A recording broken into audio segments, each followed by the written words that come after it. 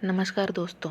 Gate of India, जिसे भारत का प्रवेश द्वार कहा जाता है, जो भारत की आर्थिक राजधानी मुंबई शहर का सबसे बड़ा आकर्षण स्थल है, जिसे देखने के लिए रोज़ाना हज़ारों पर्यटक वहां आ जाते हैं। लेकिन क्या आपको पता है यह गेट ऑफ इंडिया किसने बनाया और किस लिए बनाया, ये क्यों बनाया है? यही बात आज हम इस वीडियो में जानने वाले हैं। तो आइए देखते हैं। मुंबई के गेटवे ऑफ इंडिया के लिए 2 दिसंबर 1911 की तारीख बहुत ही खास रही है। यह वो दिन था जब भारत पहुंचे मेहमान दंपति के लिए इसका निर्माण कराया गया था। अपोलो बंदर पर बनाया गया गेटवे ऑफ इंडिया आज भी मेलजोल का एक प्रसिद्ध स्थान है। आइए जान लेते हैं कि ब्रिटिश वास्तुकार जॉर्ज विटेट द्वारा डिज़ाइन किए गए इस स्मारक की कहानी। गेटवे ऑफ इंडिया आज मुंबई में आने वाले हर सैलानी के लिए, पर्यटक के लिए आकर्षण का केंद्र है। इसका निर्माण ब्रिटेन के राजा और रानी जॉर्ज पंचम और क्वीन मैरी के स्वागत के लिए कराया गया था। वे 2 दिसंबर 1911 को भारत आए थे और यहाँ आने वाले ब्रिटेन के पहले राजा रानी बने थे। अपोलो बंदर पर बनाया गया गेटवे ऑफ इंडिया आज भी मेलजोल का एक प्रसिद्ध स्थान है। जॉर्ज विटेज द्वारा डिजाइन किए गए स्मारक में यह तय हुआ गया था कि ब्रिटेन के राजा रानी भारत आने वाले हैं, तो उनके स्वागत के लिए एक स्मारक के निर्माण की योजना बनाई गई। आज मुंबई का प्रमुख लैंडमार्क बन चुके गेट ऑफ इंडिया की आधारशिला बॉम्बे के तत्कालीन गवर्नर सर जॉर्ज सिनेहम ने 31 मार्च 1911 को रख दी थी। यह और बात है कि ब्रिटेन के राजा जॉर्ज पंचम और उनकी पत्नी रानी क्वीन मेरी 2 दिसंबर 2011 को भारत पहुंचे, तो इसका निर्माण शुरू ही हो नहीं पाया था। इसलिए कार्डबोर्ड का एक बॉम्बे अब मुंबई के नाम से जानते हैं, उनके स्वागत के लिए तैयार किया गया था। साल 1915 में शुरू हुआ था इसका निर्माण। 26 मीटर ऊंचे गेटवे ऑफ इंडिया की अंतिम डिज़ाइन को जॉर्ज विटेट ने 31 मार्च 1914 को मंजूरी दी थी।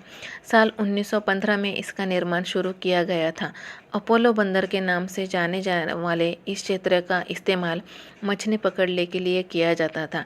गेटवे ऑफ इंडिया के निर्माण से पहले इसे बचाने के लिए एक समुद्री दीवार का निर्माण किया गया था, लेकिन साल 1924 में गेटवे ऑफ इंडिया पूरी तरह से बनकर तैयार हुआ और उसी साल 4 दिसंबर को इसे जनता के लिए खोला गया था।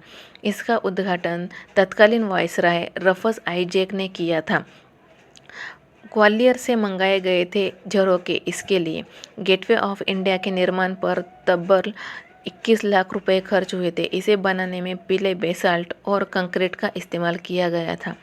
इसके मुख्य गुंबद का डायमीटर 15 मीटर है। इसमें लगाई गई जालियां ग्वालियर से लाई गई थी। गेटवे ऑफ इंडिया के दोनों ओर इसके निर्माण की कहानी लिखी गई है। तैयार होने के बाद इसका इस्तेमाल गुलाम भारत में बड़े अंग्रेज अधिकारियों के आने जाने के लिए किया जाने लगा। इसके लिए इसका नाम गेटवे ऑफ इंडिया पड़ा।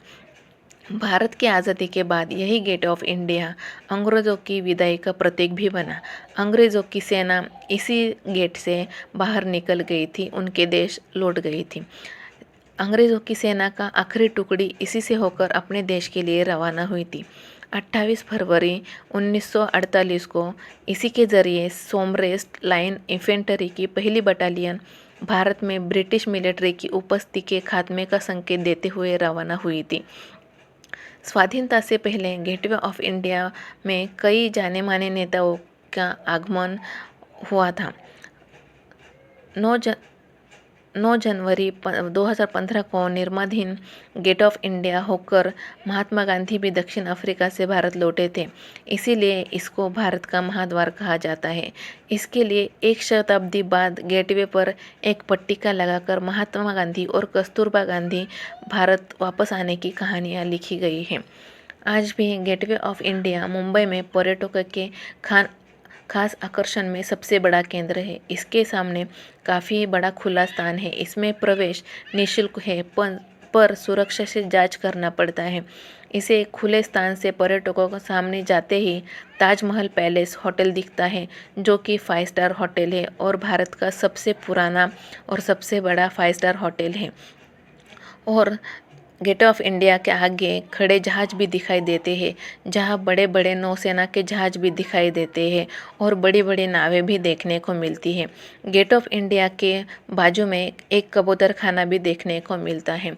ऐसा ही ये महाराष्ट्र राज्य में मुंबई शहर में विकसित गेट ऑफ इंडिया एक बहुत बड़ा आकर्षण स्थल है। ये वीडियो आपको कैसा लगा? वीडियो अच्छा लगा तो वीडियो को शेयर और कमेंट लाइक ज़रूर कीजिएगा। धन्यवाद।